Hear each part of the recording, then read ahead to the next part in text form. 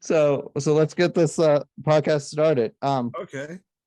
So what got you started in collecting vinyls? Wow. I guess I've kind of been doing it forever. There was always music playing at my house when I was a kid, and we had lots of little 45s and things like Tubby the Tuba and stuff like that. And there were a couple of albums that my mom had that really grabbed me. Like one of them was an album by the Baja Marimba Band called For Animals Only. And I just love that record. I played the crap out of it. So, and then I saw the Yellow Submarine, the Beatles movie, Yes. and bought the soundtrack pretty much immediately after that. And I guess I've kind of been going ever since. I didn't really start seriously collecting until probably like middle school or something like that. But yeah, the records started coming in pretty hard and fast, especially by high school. Uh, my mom and I joined Columbia House, and Yes. we'd get stuff in the mail all the time. I got the Ramones and Patti Smith and the Sex Pistols through the mail because I was living in South Alabama and you couldn't find that stuff. Yeah. Right, right. And what was your what is your first vinyl record player or CD? Did you not CD? What is your first vinyl you ever had? I guess that Beatles record would probably be well, that's the first album I ever got was that Beatles record. I guess that's the first one I ever got, like kind of with my own money.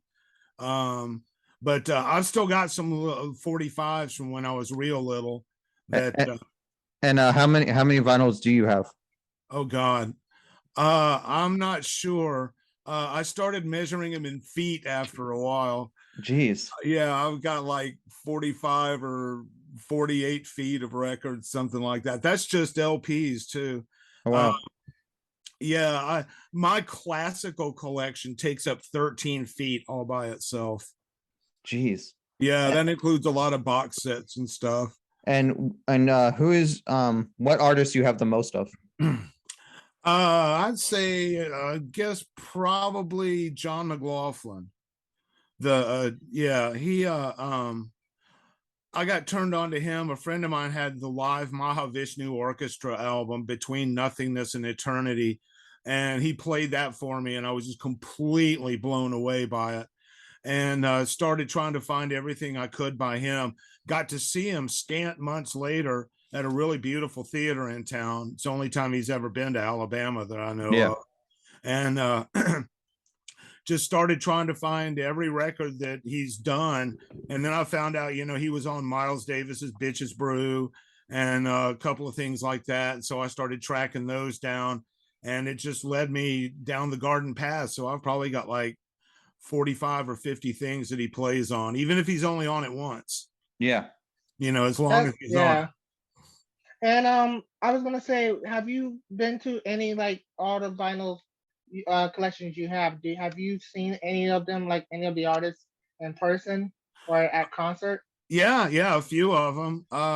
Actually, a lot of times, especially these days, with kind of local shows, and the underground scene, a lot of those bands will sell their vinyl at the shows. Yeah.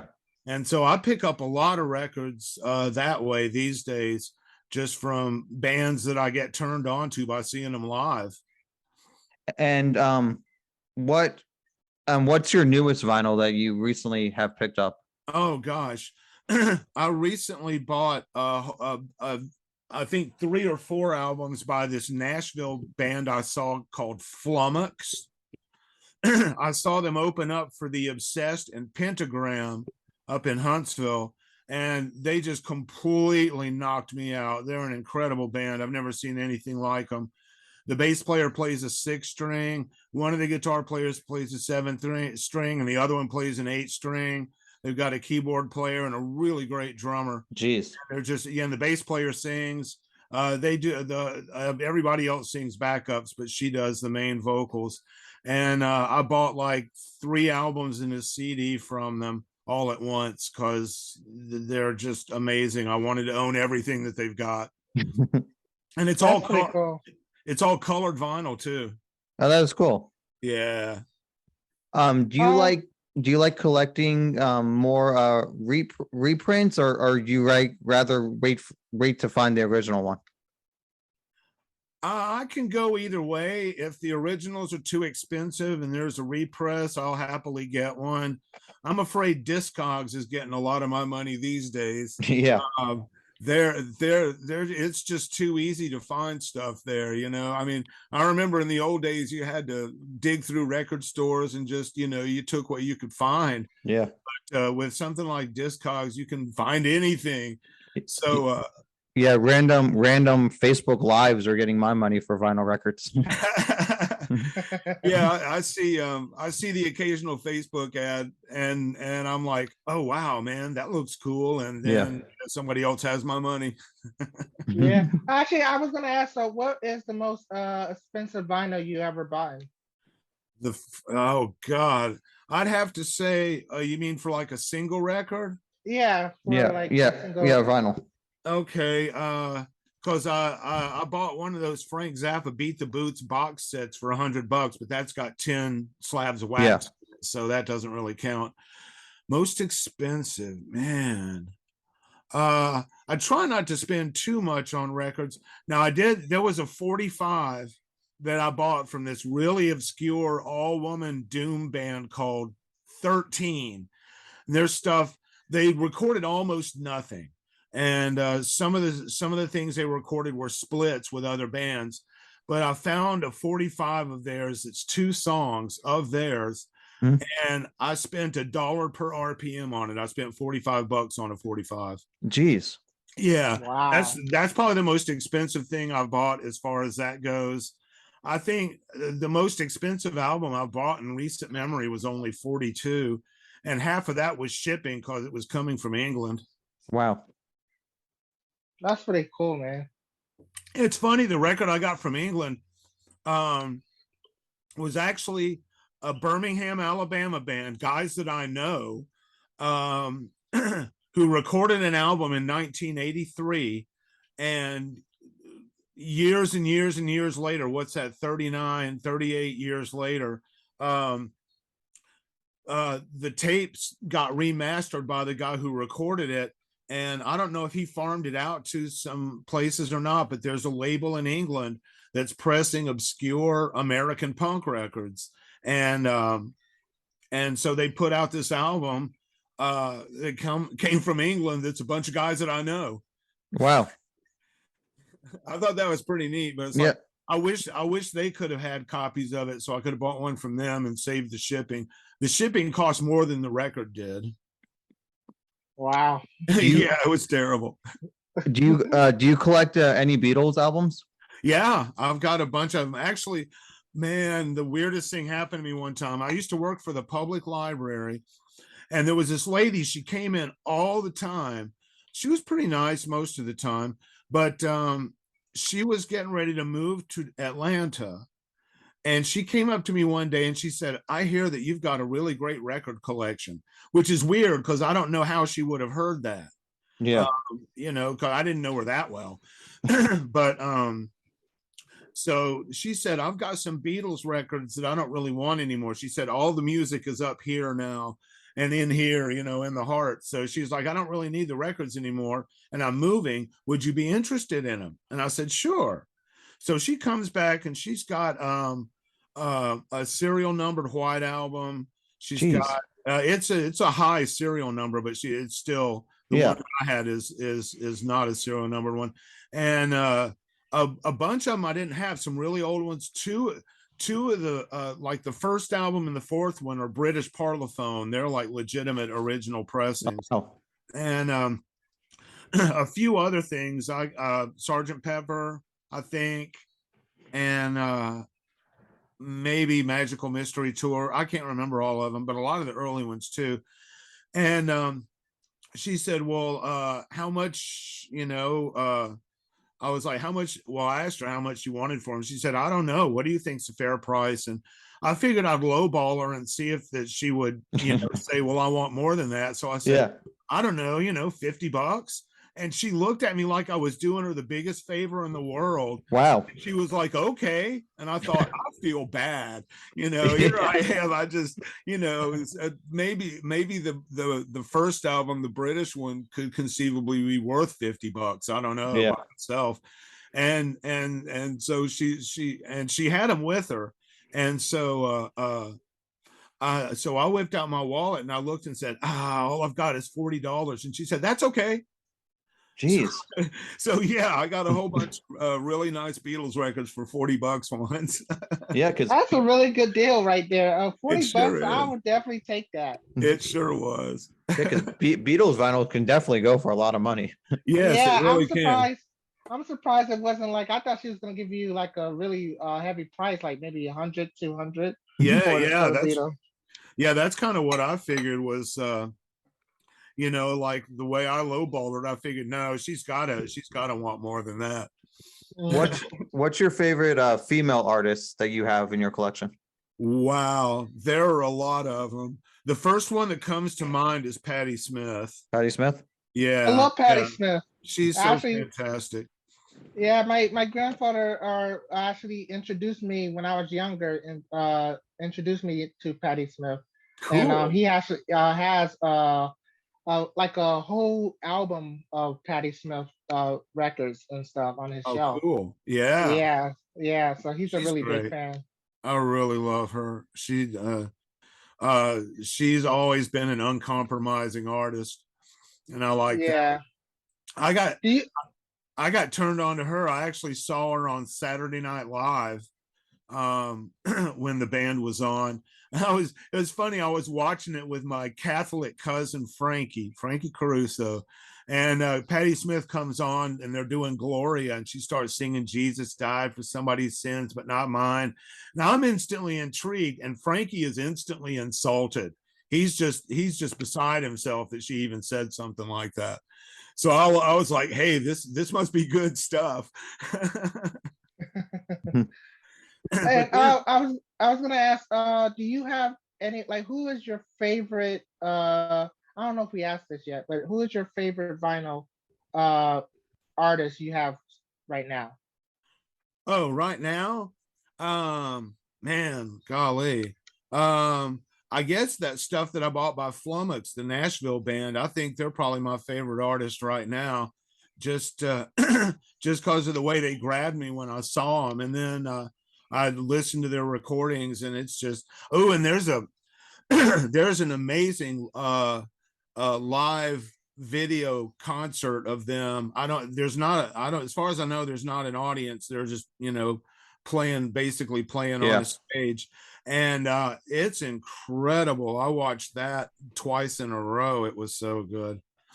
Who's your Do you have, sorry. Who's your favorite guy artist that you have in your collection?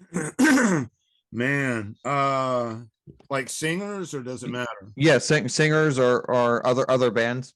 Okay, let me see. I tell you somebody whose voice I really like, and it fits in well with his guitar playing and everything, which is phenomenal. Is fucking Johnny Winter. I really love that guy's voice, especially on stuff like that album Still Alive and Well. He does that song Cheap Tequila. That song just knocks me out the way he does it. Do you collect Led Zeppelin? Yeah, I've got most of theirs. It's funny, I've got the paper bag that In Through the Outdoor comes from, that comes in, but then I'm looking for a copy of it where nobody's put water on the inner sleeve. Yeah. And I haven't found one yet. They've all been colored. Oh, wow. It's like, damn, man, I got to find one that's never been painted by somebody. Yeah. Are you a big fan of Rolling Stones? Yes, very much so. Do you have any of their collections? Yeah. I've got I've got quite a few, actually. I have a Sticky Fingers that has the zipper on it. Yeah, I have that one too. That's a great record. It's funny, you have to leave it on top of your other records. It'll punch dents in the record in front of it. Yeah. And I didn't think about that. And my copy of their Satanic Majesty's Request is right after that. And I suddenly realized one day, shit, man, the zipper's putting little little bumps in the back of my copy of Their Satanic Majesty's Request. That's not cool. No. So I had to stick sticky fingers up on the top. Is yours the one with the underwear on the inside? Um, huh. What you mean under the zipper? Yeah, yeah, because there's some that they have with you like open it up and there's like a pair of underwear on the inside. Yeah, I think so. I think there's underwear in there. Now, Yeah. my favorite record with underwear is the Alice Cooper's "School's Out." Yeah. The original pressings of that from Germany came with the paper panties on them, you know. And they did not know that. Yeah, they had this. They came up with this idea because there was like a tariff that you had to pay on certain paper products coming into the country, and so what they did was they wrapped every record, the vinyl itself of "School's Out," in a pair of paper panties, and then stuck it in the cover and shipped them overseas from Germany. And and then I think they actually ratted themselves out so that the customs officials would open the package and discover that every record was wrapped in these paper panties, and it would hit all the newspapers. Wow. They were kings of publicity. Those guys, their manager was brilliant. He knew all kinds of tricks. He came up with all sorts of gimmicks for them. Are you I was gonna ask you, do you have any like Michael Jackson or Elvis? I don't have really that much Elvis. I like him pre-Army. You know, I think after the Army, although that 68 comeback special is actually pretty damn good. Yeah, that is a good one. And you know, I like to watch his movies just because how goony they are. But you know, but yeah, the only thing good about those movies is just his singing. Yeah, exactly. Yeah. But yeah, as far as Michael Jackson goes, actually all I have is some old Jackson 5 stuff. Yeah. I don't have any. I don't have his. It's terrible, but Off the Wall got ruined for me because we lived next door to these two dudes in Bay Minette who only had 2 records that they played. One of them was the best of Sam and Dave, and the other was Michael Jackson's Off the Wall. And they played them over and over again as loud as they possibly could, which was terrible because we were in apartments and it was like wall shaking sometimes.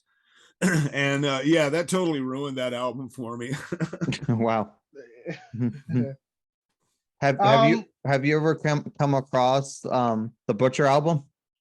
I never have. I've never seen one that you know, there might be an unpeeled one that I've seen, but as far as I know, no. Wow. Yeah, I don't even know anybody who has one, to tell you the truth.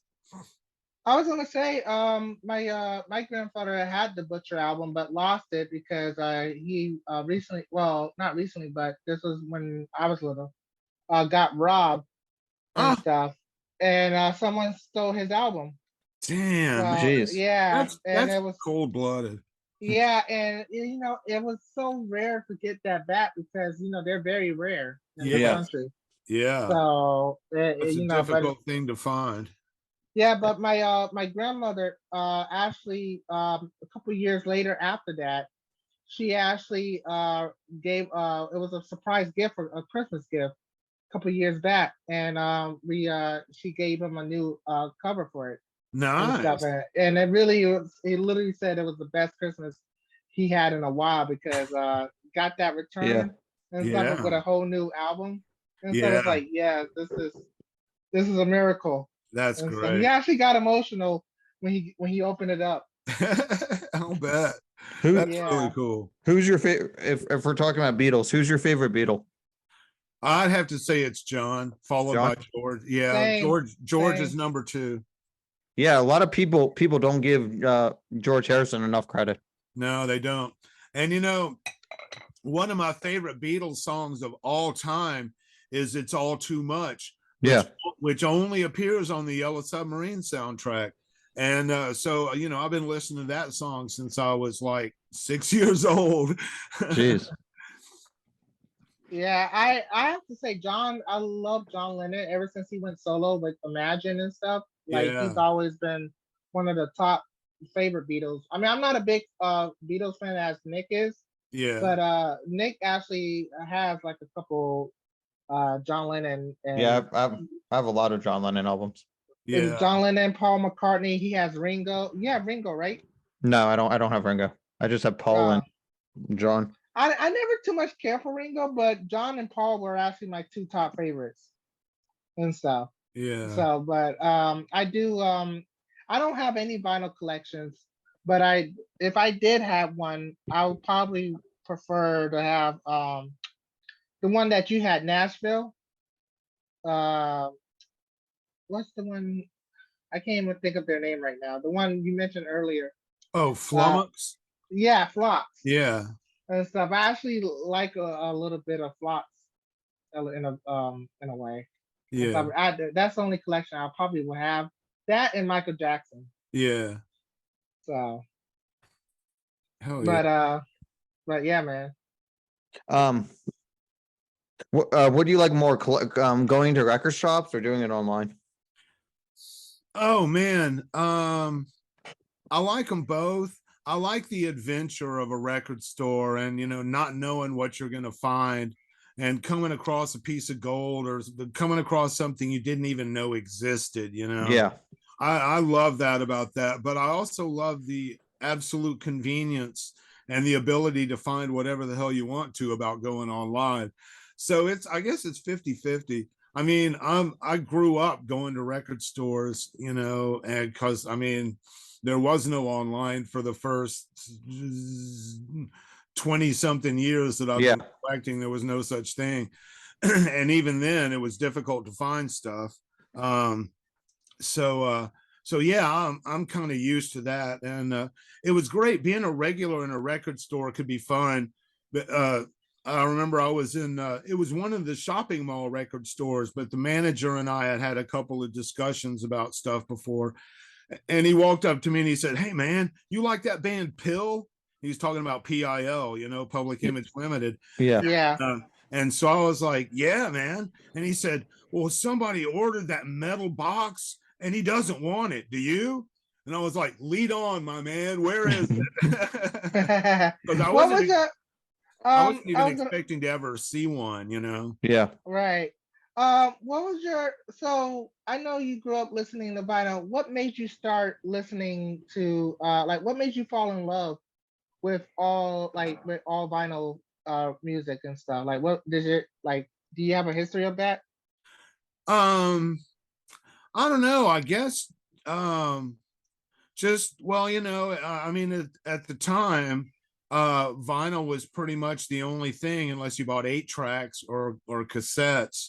And we had a lot of 8 tracks, my mom and I did, because we always thought we'd put an 8-track player in the car and then Yeah. we'd have stuff to listen to all the time.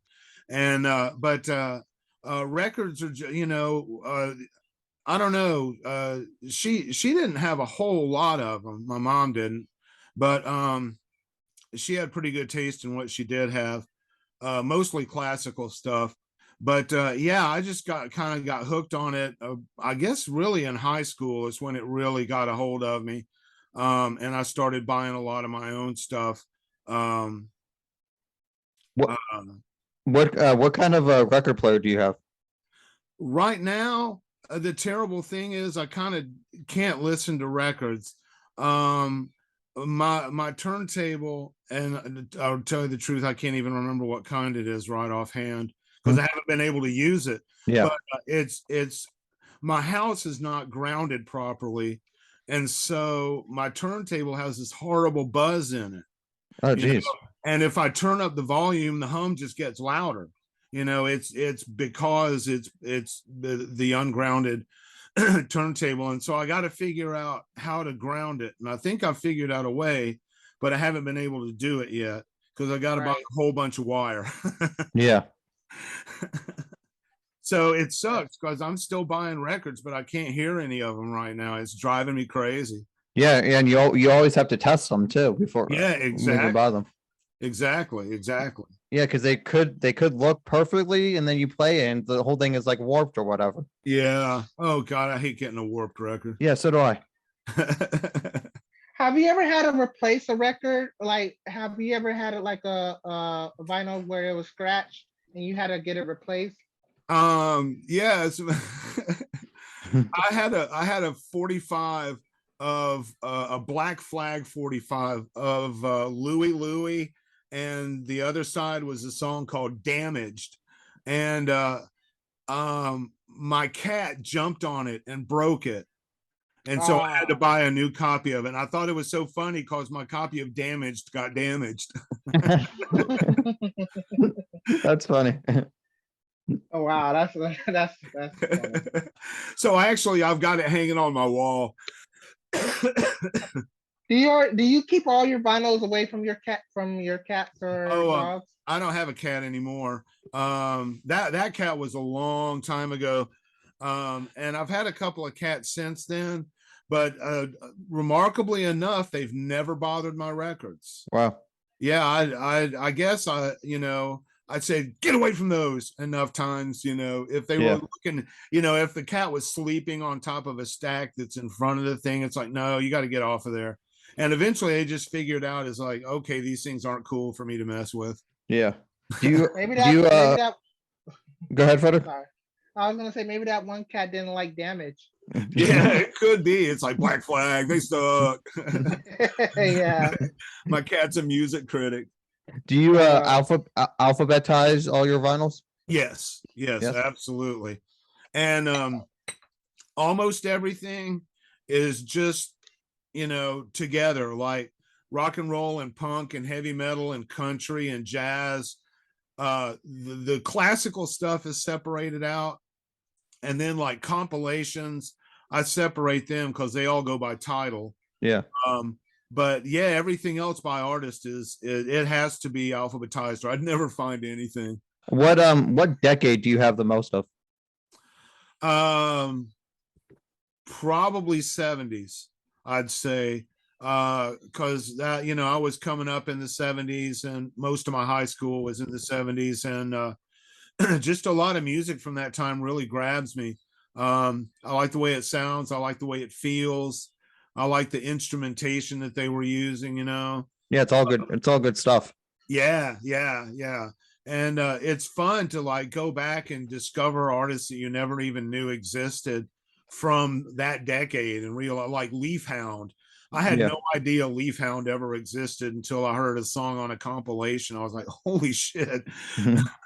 yeah, that's one thing I like about like listening to like new like when you're going to a concert or a festival and you're discovering an artist that you never even heard of before. Yeah. It's like the best feeling in the world because I mean, me and my friend Nick went to an Imagine festival. It's an all like EDM, like electronic festival, Yeah. and there's a couple artists I didn't even know, I never even heard of, and I actually fell in love right away when I saw them in concert. I was like, wow, this is actually pretty cool and stuff. And there's Yeah. a couple people that I that I fell in love with when I saw them because I wasn't a big fan with I don't know if you know that one artist, but I didn't know who the Prodigy was.